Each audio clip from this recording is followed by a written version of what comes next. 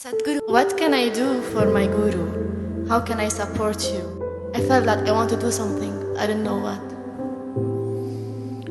The best thing you can do is don't poison yourself with all those things. That's the best thing you can do for your Guru. I want all of you to remember this. The best thing that you can ever do for your Guru, if at all if you feel like you want to do, is that you drop your nonsense and grow. What's the best thing a garden can do for a gardener? To grow and bloom, isn't it? No, we want to do this to you, we want to do that to you. That's not the intention. That's not the goal. The best thing you can do for anybody is, you must do what they want, isn't it? Not what you want. Always this is the problem. The best thing you can do for anybody is you must do what they want. All this activity,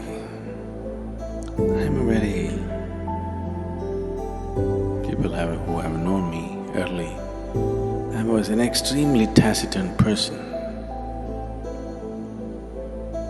I had never said anything. There were days when I was not on silence, nor was I spiritual, okay?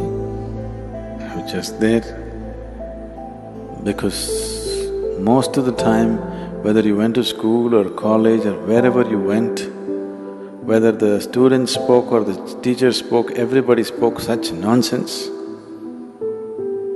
Most of the time I chose to remain silent because I was terrified of their conversations. They opened their mouth. If they did not kill you with their bare breath, they kill you with horrible conversation.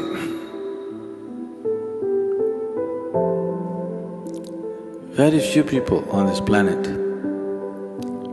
can simply joyfully say something, it doesn't matter. You don't have to say some great thing. Simply pouring out of their heart, saying something, or simply able to be with another person, very few people. All others are desperately trying to be smart, or they're repeating something they heard somewhere, something they read somewhere, some nonsense endlessly. So I would never speak. Very rarely I would speak. In some places I was exuberantly boisterous, but in most of the other places I was… Because I understood if I don't speak, they won't speak, that saves me.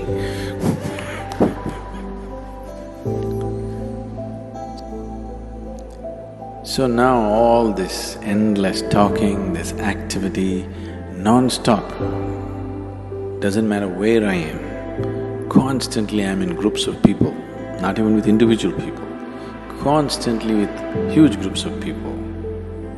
Either in public, sitting behind a microphone, or wherever I walk, there are minimum 10 people around me. So, this is not my personal choice. This is a terrible need that there is in the world.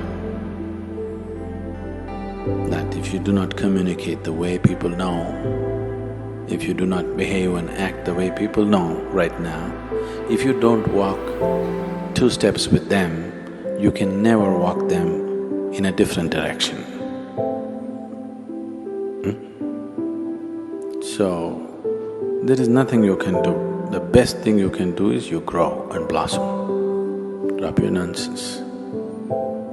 Your past nonsense, you leave it to me, present nonsense you handle. If you do that, that's the best thing. Now suppose you died, even if I died, I will not stop the spiritual part of my activity. So I'm not so concerned about that.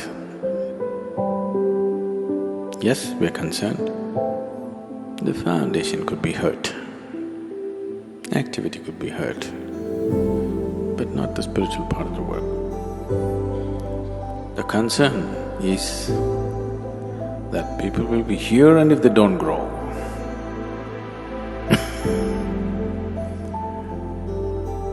I planted people in my garden and they never blossomed. That I'm terrified of.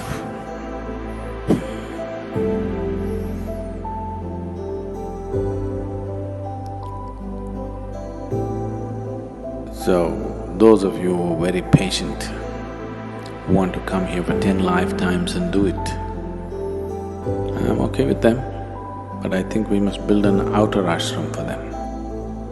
Even here there is, in a way, but we wouldn't like that to be here because of various reasons. We would like everybody who comes here to be absolutely there in the very core of what's happening. I don't want to create a core and a periphery here. Here there's only one burning spot, that's everywhere. So, if you you've seen the popcorn? You never seen popcorn? It's just a damn corn, how it flowered, the right amount of heat. But some get burnt, some won't pop. That's because they don't. All of them were given the same heat, but some don't receive it properly. They do funny things, and instead of popping, they get charred. Instead of flowering, have you seen a popcorn flowering? That's one flower you can see it happening, right? The other flowers take too much time. So right there it opens up in front of you. So, have you seen this happening to people when they come to inner engineering, Bhava Spandana? In 3 days' time, people are like that. But we don't want them to stop there.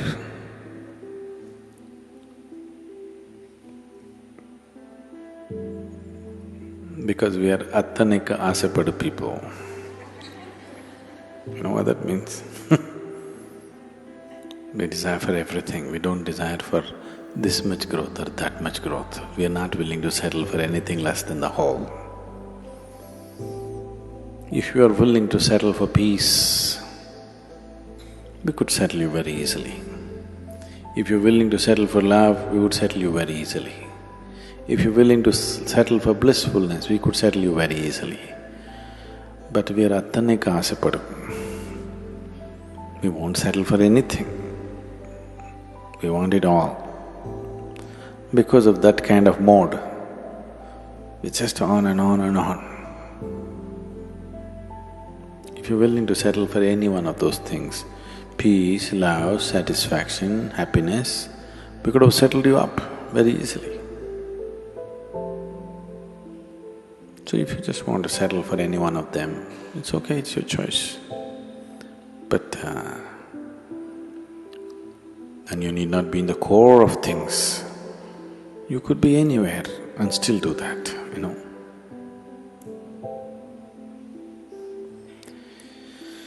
So, what could I do? Especially if Sadhguru is going to die tomorrow, you must blossom tonight, isn't it? So I want you to look at life like this. Either you may die or I may die tomorrow morning. So, something should happen tonight. Isn't it so? So don't think in terms of weeks and months and years and decades or lifetimes. Think in terms of moments. Because life is in moments.